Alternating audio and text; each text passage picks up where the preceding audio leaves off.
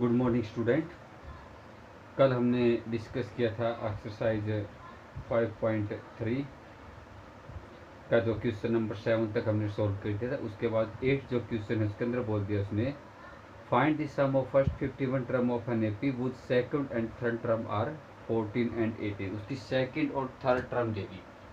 तो second term को आप क्या लिखोगे A2 और थर्ड टर्म को क्या लिखोगे A3। A2 किसके इक्वल दे दी उसने 14 और A3 किसके इक्वल दे दी उसने 18। यहाँ पर उसने टर्म दी है, न कि उसने सम दिया है। तो टर्म हो तो हम A का यूज करते हैं और सम हो तो हम S का यूज करते हैं। तो सेकंड और थर्ड टर्म दे दी उसने 14 और 18। अब सेकंड टर्म को आप कैसे लिखोगे, A प्लस में D इज इक्वल टू 14, और जो थर्ड जो टर्म है उसको आप कैसे लिखोगे, A प्लस में 2D इज इक्वल टू 18।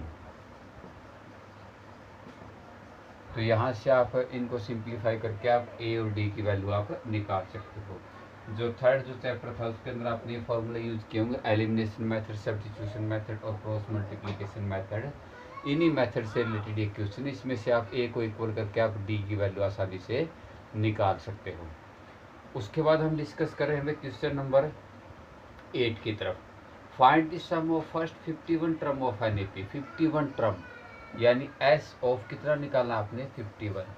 क्या फार्मूला बनेगा 51/2 इंटू 2a प्लस में 51 माइनस 1 यानी 50d। अब आपको क्या क्या चाहिए, a और d चाहिए।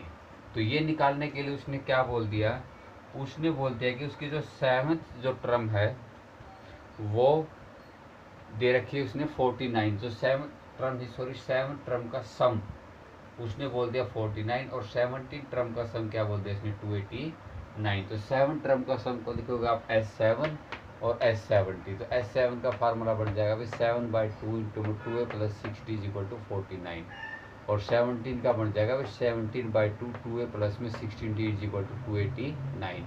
अब 7/2 2 डिवाइड में है तो उस साइड जाके कहाँ चला जाएगा मल्टीप्लाई में, और 7 मल्टीप्लाई में था तो उस साइड जाके कहाँ चला गया डिवाइड से। 7 7 जा 49, 7 2 जा 14। 17 की और 17 की मल्टीप्लाई होती है 289 और 17 2 जा 34। ये दो इक्वेशन आपके पास आ गई। इन दोनों इक्वेशनों को आप सोल्व करके आप ए और डी की वैल्यू आप आसानी से निकाल सकते हो। अब ए की वैल्यू आपको मिल गई, डी की वैल्यू आपको मिल गई, और एन की वैल्यू इसने कितनी दे रखी पहले ही 51 दे रखा है। तो इन दोनों की तीनों की सहायता से आप जो S51 है उसकी वैल्यू निकाल सकते हो। क्वेश्चन नंबर 10 को सोल्व करके show that A1 A2 A.AN form an AP where AN is defined as below. यानी उसकी nth टर्म है उसने बोल दिया, इसने nth टर्म जो है AN उसने बोल दिया 3 प्लस में 4 है। आपने इसके अंदर बताना क्या है, आपने बताना है कि find the sum of first 15 term, यानी पहली 15 टर्म का सम यानी S15। और S15 को आप कैसे लिखोगे, 15/2 इंटू में 2a प्लस में 15 माइनस 1 यानी 14d। अब आपको a और d इन दोनों की वैल्यू क्या करनी है, आपने निकालनी है। तो उसके लिए हम इसकी सहायता लेंगे। अब a ऑफ n आपका किसके इक्वल है भाई 3 प्लस में 4 है। अब an की वैल्यू है, आपको पता है कि AP आपकी किसकी फॉर्म में होती है, A1 A2 A3, ये इस तरह से होती है। तो A1 होती है आपकी फर्स्ट टर्म। तो n की जगह जब आप क्या रखोगे इसके अंदर 1 2 3 डॉट डॉट डॉट, तो 1 रखा तो भी A1 किसके इक्वल आ गया 3 प्लस में 4 मल्टीप्लाई 1 यानी 4 के 1 की मल्टीप्लाई 4 और 3 क्या आ जाएगा 7। आप A2 कैसे निकालोगे, 3 प्लस में 4 मल्टीप्लाई 2, 4 2 जा 8 और 3 क्या आ गया 11। और A3 कैसे निकालोगे, 3 प्लस में 4 मल्टीप्लाई 3, 4 3 जा 12 और 3 क्या आ जाएगा आपका 15 आ गया डॉट डॉट डॉट। अब फर्स्ट टर्म आपकी कितनी आ गई 7, और कॉमन डिफरेंस कितना आ जाएगा अब इनका, जो सेकंड टर्म में से आप फर्स्ट टर्म को लेस करोगे वो इसका क्या कहलाएगा, कॉमन डिफरेंस। यानी A2 माइनस A1 आपका किसके इक्वल आ गया D।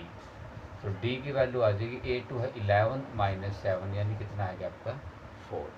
तो ये दोनों वैल्यू आप D की वैल्यू आपको मिल गई और A1 यानी A की वैल्यू मिल गई। ये दोनों वैल्यू आप इसके अंदर रख के किसकी वैल्यू निकालोगे, ऐसे 15 की वैल्यू निकाल लो।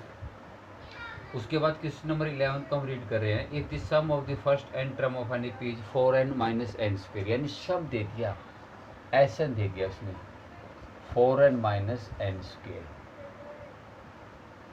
ये एसन दे दिया उसने।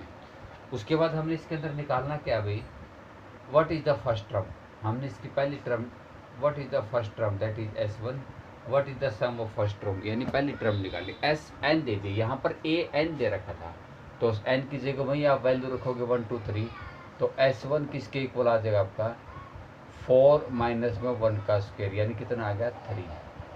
s2 कैसे निकालोगे, n की जगह 2 रख के, 4 2 ज़ा 8 और 2 का स्क्वायर वही 4, यानी 4। s3 कितना आ जाएगा आपका 3 रख के, 4 3 ज़ा 12 और 3 3 ज़ा 9, यानी कितना आएगा 3। और s4 कितना आ जाएगा 4 रख के, 4 4 ज़ा 16 माइनस में 4 4 ज़ा 16, यानी कितना आ गया आपका 0 आ गया। ये समझ में आया आपको, नहीं आया?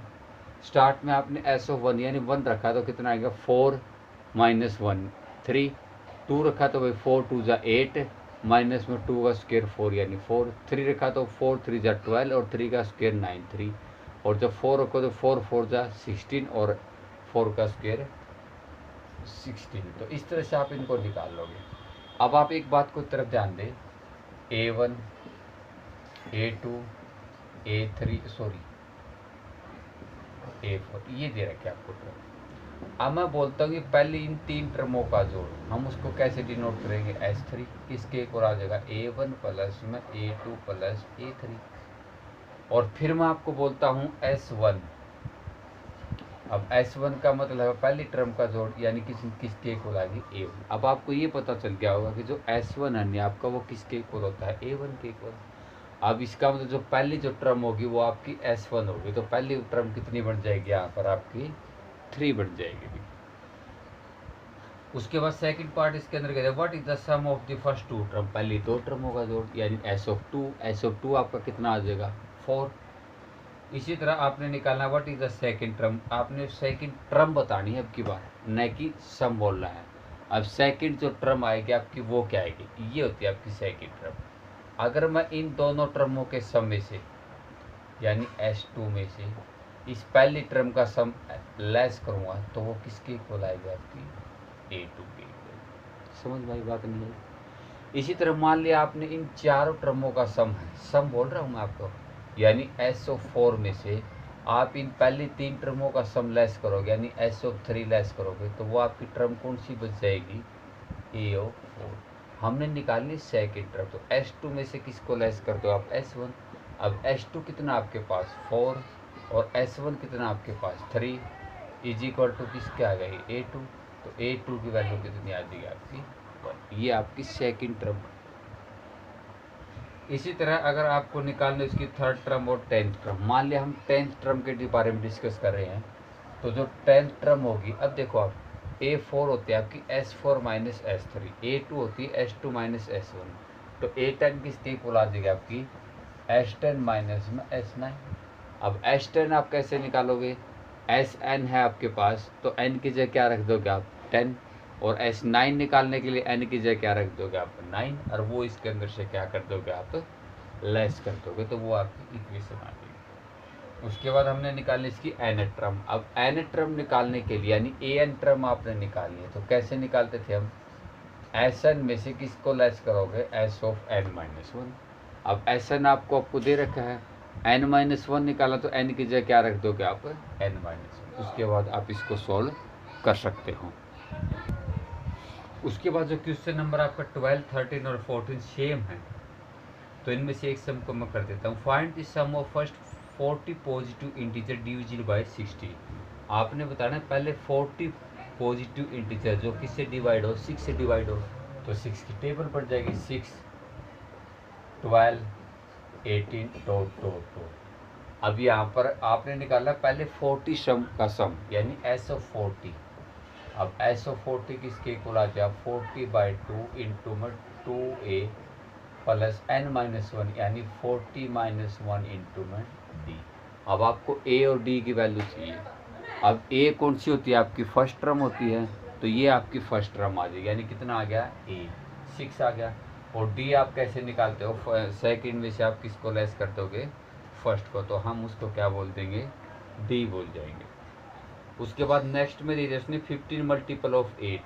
अब आपके 15 मल्टीपल ऑफ 8, 8 के 15 मल्टीपल यानी 8, 16, 24 डॉट डॉट। अब n तो कितना आ गया आपके पास, उसने बोल दिया 15, a कितना इसके अंदर 8, और d कितना अब इसके अंदर 16 माइनस 8 यानी कितना आ गया 8। तो आपने निकालना S15, तो क्या फार्मूला बनेगा 15/2 इंटू में 2a, a कितना है 8 प्लस में n 15 माइनस 1 और d कितना आपका 8। तो आप इसको सॉल्व कर सकते हैं। उसके बाद क्वेश्चन नंबर लास्ट है, सॉरी 14 है, find the sum of odd number between 0 to 50। अब 0 to 50 आपने ऑड नंबर बताने हैं, तो फर्स्ट ऑड नंबर क्या होगा 1, 3, 5, 7 डॉट डॉट डॉट, और लास्ट वाला क्या आ जाएगा 49। इनका सम निकालना है, यानी एस ऑफ एन क्या फार्मूला बनेगा n/2 इंटू में 2a प्लस में n-1 इंटू टी।